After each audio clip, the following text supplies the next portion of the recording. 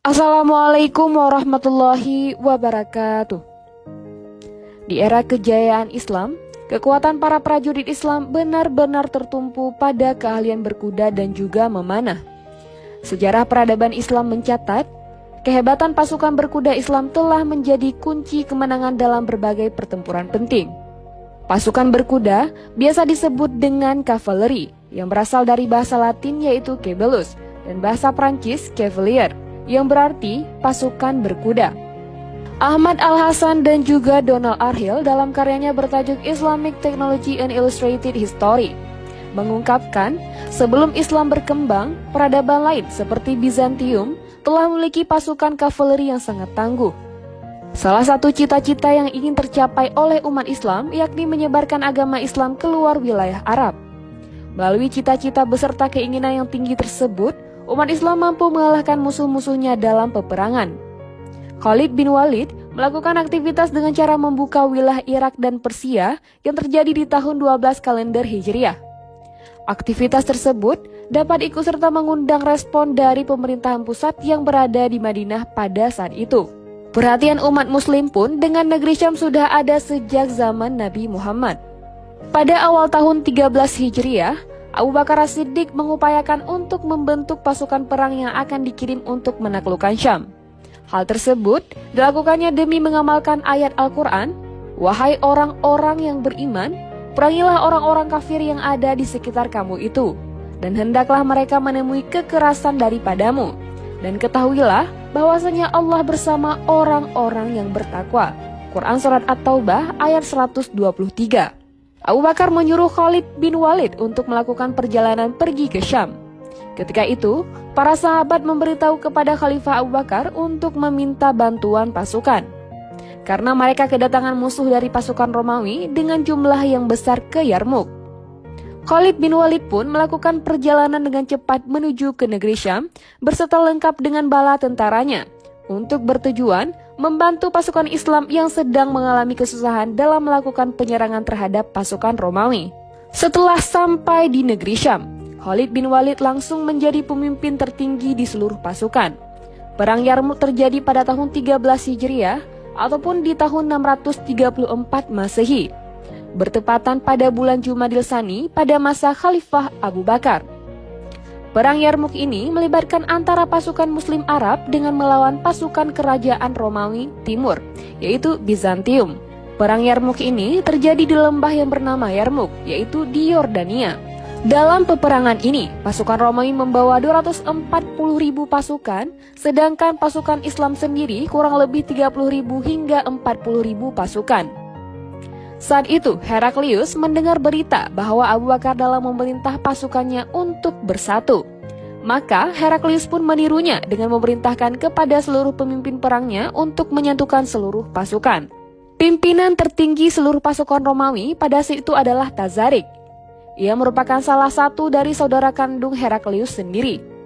Khalid bin Walid sampai di Yarmuk dan bertemu dengan pasukan Muslim pada bulan Rabiul Akhir. Pasukan Romawi berjumlah 240.000 pasukan yang terdiri dari 80.000 pasukan diikat dengan rantai besi dan 80.000 pasukan di infanteri. Sementara dari pasukan Muslim sendiri berjumlah kurang lebih 36.000 hingga 40.000 pasukan. Sebelum peperangan dimulai, para panglima Muslim menginginkan untuk bertemu dengan panglima Romawi untuk melakukan perundingan. Maka, panglima Muslim diizinkan untuk bertemu dengan panglima Romawi yang bernama Tazarik. Mereka melakukan berbagai arah-arahan untuk damai. Tetapi, perundingan ini berakhir tidak sesuai hasil yang ia harapkan. Mereka pun segera kembali menuju pasukan. Dan peperangan pun dimulai. Khalid bin Walid maju dengan menghampiri Ikrimah bin Abu Jahal dan Al-Ka'ka bil Amru. Kedua orang tersebut merupakan pemimpin pasukan kiri dan kanan, serta Khalid bin Walid pun menginstruksikan kepada keduanya untuk memulai penyerangan terhadap musuh yang ada di depannya. Pada peperangan hari pertama, salah satu panglima prajurit Romawi yang bernama Jarajah telah memeluk Islam. Saat itu pula, Jarajah berpindah untuk bergabung di barisan pasukan Islam melawan pasukan Romawi. Kemudian pada hari kedua, pasukan Bizantium maju ke garis paling depan hingga menemui musuh yang ada pada saat itu. Pasukan Muslim sedang melaksanakan salat subuh. Khalid bin Walid kemudian mengutus pasukan cadangan untuk membantu di bagian sayap kanan dan juga sayap kiri. Pada hari itu juga, Perang Yarmuk kemudian berakhir dengan mundurnya pasukan Islam dan juga pasukan Romawi menuju ke posisi masing-masing. Selanjutnya di hari ketiga, pasukan Romawi melakukan serangan yang sama kembali. Tetapi, hal ini lebih memfokuskan pada bagian sisi utara yang terbuka. Kemudian, pada hari selanjutnya adalah peperangan hebat yang sangat dahsyat. Pada saat itu, pasukan Muslim sudah kehilangan banyak pasukan yang memegang panah. Sementara di pihak musuh sudah berhasil menerobos di barisan pasukan Muslimin. Setelah melakukan peperangan dan pada akhirnya, pasukan Romawi yang mengundurkan diri karena menderita banyak korban. Pada hari kelima, pasukan Muslim mungkin menduduki sektor paling depan. Kedua belah pihak sudah tidak saling menyerang. Kemungkinan karena sudah sama-sama merasakan lelah. Selanjutnya, pada hari keenam, merupakan hari terakhir pertempuran. Pertempuran ini terjadi di mana pasukan Muslim berupaya menjauhkan musuh untuk menjauh dari jembatan. Menurut Al-Hasan, pada abad pertama Hijriah, yaitu pada tahun ke-7 Masehi, kavaleri telah menjadi kekuatan utama militer Bizantium. Pasukan kavaleri yang tangguh juga telah dimiliki bangsa Persia. Jauh sebelum Islam berkembang, Kisatria berkuda Iran, Asawira Tutur Al-Hasan, merupakan pasukan yang mampu menurunkan kekuatan kavaleri yang lebih besar ke medan perang daripada bangsa Arab sendiri. Karena pada awal perkembangan Islam, jumlah pasukan berkuda dalam ketenteraan masih sedikit, khususnya sebelum penaklukan Mekah, papar Al-Hasan dan juga Danhil. Tiu merupakan medan yang datar dan terbuka, ungkap Al-Hasan, sangat cocok untuk kavaleri. Namun bangsa-bangsa Arab menghindari medan perang seperti itu. Menurut Al-Hasan, militer Islam mulai membentuk pasukan berkuda ataupun kavaleri pada zaman Khalifah Rashidah.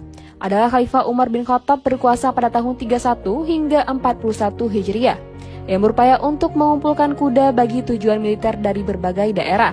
Dan hasilnya terdapat sekitar 4.000 ekor kuda di Kufah.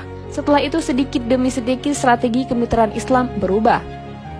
Dan pada awalnya pasukan kavaleri Islam tak terlalu dominan. Berbekal tombak dan pedang, pasukan tentara berkuda Islam memainkan peranan penting untuk menyerang punggul dan pantat musuh. Perlahan namun pasti, kekuatan kavaleri yang dimiliki militer Muslim semakin bertambah besar dan kuat. Pasukan kavaleri tercatat menjadi kunci kemenangan tentara Islam dalam Perang Yarmuk ini. Pertempuran Yarmuk merupakan perang antara tentara Muslim dan juga Kekaisaran Romawi Timur pada tahun 636 Masehi. Sejumlah sejarawan menyatakan Perang Yarmuk sebagai salah satu pertempuran penting dalam sejarah dunia, menandakan gelombang besar pertama penaklukan Muslim di luar Arab, dan juga cepat masuknya Islam ke Palestina, Suriah, dan Mesopotamia, yang rakyatnya menganut agama Kristen.